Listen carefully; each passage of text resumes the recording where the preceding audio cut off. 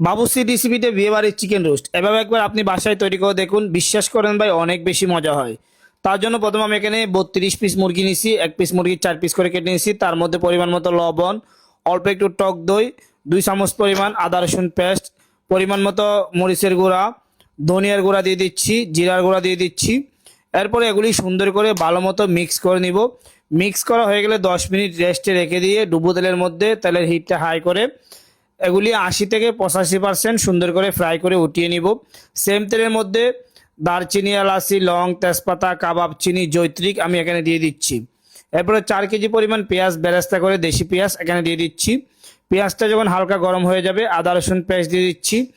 150 গ্রাম মতো দিয়ে দিচ্ছি আমি এখানে পোস্তদানা ব্লেন্ড করে পেস্ট করে দিয়ে দিচ্ছি। 250 গ্রাম মতো কাঠবাদাম, 250 গ্রাম মতো চীনাবাদাম ব্লেন্ড করে দিয়ে দিচ্ছি। 1 কেজি পরিমাণ টক দই দিয়ে দিচ্ছি। এরপরে গ্রেভিটা সুন্দর করে নাড়াচাড়া করে মিনিমাম 8 থেকে 10 মিনিট ভালো মতো ভুনে নিব। যখন আপনার সব কিছু উপকরণের কাঁচা গন্ধ চলে যাবে, সাদা গোলমরিচের গুঁড়া, ধনিয়ার গুঁড়া, জিরার গুঁড়া, মরিচের গুঁড়া, এরপরে শেফ কিচেনের স্পেশাল শাহি গরম মশলা আমি এখানে দিয়ে দিচ্ছি যতটুকু প্রয়োজন হয়।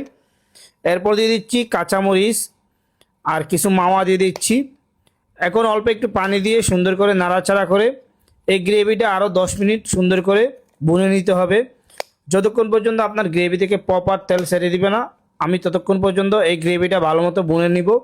যখন গ্রেভি থেকে এরকম প্রপার তেল ছেড়ে দিবে, এরপরে আমি এখানে অ্যাড করে নিচ্ছি কিছু আলু বখরা, দেখেন কিছু কিশমিশ অ্যাড করে নিচ্ছি, চিলি সস অ্যাড করে দিচ্ছি, এরপরে হচ্ছে গুঁড়া দুধ অ্যাড করে দিচ্ছি।